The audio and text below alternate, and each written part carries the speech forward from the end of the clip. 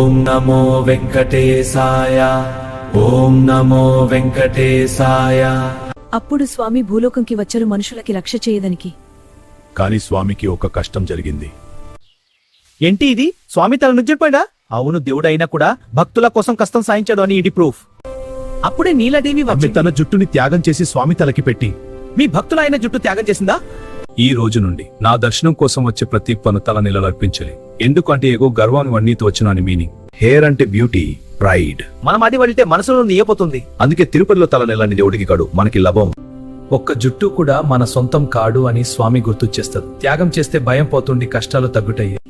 ఈ తిరుమల అడవి ప్రత్యక్షు ప్రతి గాలి ఒక రహస్యం చెప్తుంది. రహస్యమా? స్వామి గురించేనా? అవును, ఒక గొప్ప త్యాగం స్టోరీ ఇది. అప్పుడు స్వామి భూలోకంకి వచ్చరు మనుషులకి రక్ష చేయదనికి. కాని స్వామికి ఒక కష్టం జరిగింది. ఏంటి ఇది? స్వామి తల నుంచెడిపోయినా? అవును, దేవుడైనా కూడా భక్తుల కోసం కష్టం సాయించాడు అని ఇది ప్రూఫ్. అప్పుడే నీలదేవి ఆమె వచ్చి తన జుట్టుని త్యాగం చేసి స్వామి తలకి పెట్టి, మీ భక్తుల అయిన జుట్టు త్యాగం చేసిందా? ఈ రోజు నుండి నా దర్శనం కోసం వచ్చే ప్రతి పను తల నిలర్పించాలి. ఎందుకంటే ఏగో గర్వాన్ని వన్నీతో వచ్చిన మీనింగ్. హెయిర్ అంటే బ్యూటీ, ప్రైడ్. మనం అది వెళ్తే మనసులో నీయపోతుంది. అందుకే తిరుపతిలో తల నెలని దేవుడికి కాడు, మనకి లభం.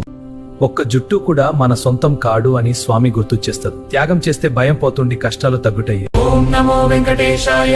ఓం నమో వెంకటేశాయ. ఓం నమో వెంకటేశాయ.